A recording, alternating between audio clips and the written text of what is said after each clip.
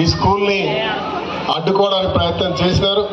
కానీ భారతదేశం గొప్పది, స్వతంత్ర భారతదేశం. దీంట్లో న్యాయం కొరకు పోరాటం చేయడానికి చట్టాలు, న్యాయాలు ఉన్నాయి. మరి ఆ న్యాయస్థానం ద్వారా వారి యొక్క అధికారాన్ని తీసుకొచ్చి మళ్ళీ ఇక్కడున్న విద్యార్థులకు ఒక బ్రిలియన్స్గా చేసేటువంటి కార్యక్రమంలో ప్రారంభించారు. వారిని అభినందిస్తా ఉన్నా, వారి పోరాట ప్రతిమకి. నేను ఈరోజు గత నిరంకుశ పాలన, దోపిడీ పాలన, కబందాస్తాల్లో తెలంగాణ తల్లిని బందీగా పెట్టిన కేసీఆర్ పాలన, ఈ ప్రాంతంలో పాలన దోపిడీదారులను మీరందరూ కూడా తరిమి కొట్టిరు, పాతాళానికి దొక్కిరు. కానీ రావణాసురుడు ఒక్క సాగుతో రావడాట, చచ్చినప్పుడల్లా బతుకుతూ ఉంటాడు. అట్లనే పొందబెట్టే కూడా మళ్ళీ ఇప్పుడు ఎన్నికలను ముందుకు వస్తూ ఉన్నాడు. ఒక్కసారి ఇక్కడ ఉన్న అమ్మలందరూ కూడా కాళిక అవతారం ఎత్తాల్సిన అవసరం వచ్చింది. అది 13 తారీఖు నాడు పోలింగ్ ఉంది మేలో.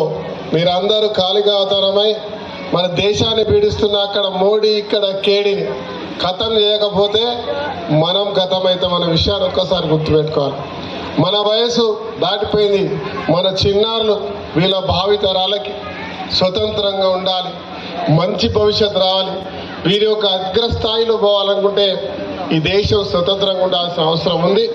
దాంట్లో ఆలోచించాల్సి కోరుతున్నా. మరి ఈ స్వతంత్ర భారతదేశంలో, ఈ రాష్ట్రంలో మన పరిపాలన, మీ పరిపాలన వచ్చింది కాబట్టి తిరుపతి గారిని, కరెస్పాండెంట్ గారిని, మహాలక్ష్మి గారిని, ఆమె మేడం టీచర్ కూడా ఇక్కడ వారి యొక్క బృందానికి చెప్తా ఉన్నా, ఈసారి తెలంగాణ ప్రభుత్వం మీతో పాటు ఉంది. అధైర్యపడవద్దు, ధైర్యంగా ముందుకు పోరు. దీని అలా హైటెక్ మోడల్లో మీరు ఒక టెక్నాలజీ, న్యూ టెక్నాలజీతో ఆపరేట్ చేసేటువంటి స్కూల్గా తీర్చిదిద్దుతున్నారు.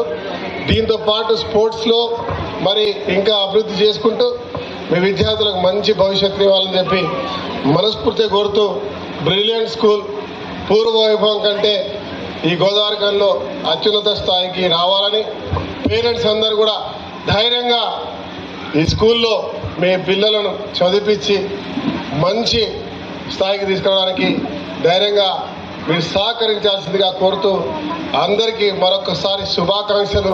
తిరిగి బ్రిలియంట్ స్కూల్ను ధైర్యంగా నడిపిస్తున్నటువంటి టీచర్స్కి, పూర్వ విద్యార్థులకి, ఆమె కూడా మంచి కళాకారిణి, ఈ స్కూల్ విద్యార్థి అని గర్వంగా చెప్తా ఉన్నాడు.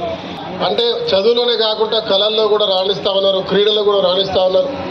అదే స్థాయిలో మళ్ళీ పూర్వవైభవం రావాలని మనస్ఫూర్తిగా కోరుకుంటూ, మీ అందరికీ నేనున్నానని ఎన్నికల ముందు చెప్పిన ప్రతి కుటుంబానికి, మీ కుటుంబ సభ్యుడిని రక్షకుడిగా ఉంటా మీకు అని చెప్పిన, ఈరోజు రక్షకుడిగా ఉన్నా చివరి శ్వాస వరకుంటా కలిసికట్టుగా పనిచేస్తాను. మీరు కూడా మాతో పాటు కలిసి రావాలని మీ అందరిని కూడా ఆహ్వానిస్తూ సెలవు తీసుకుంటారు. ధన్యవాదాలు.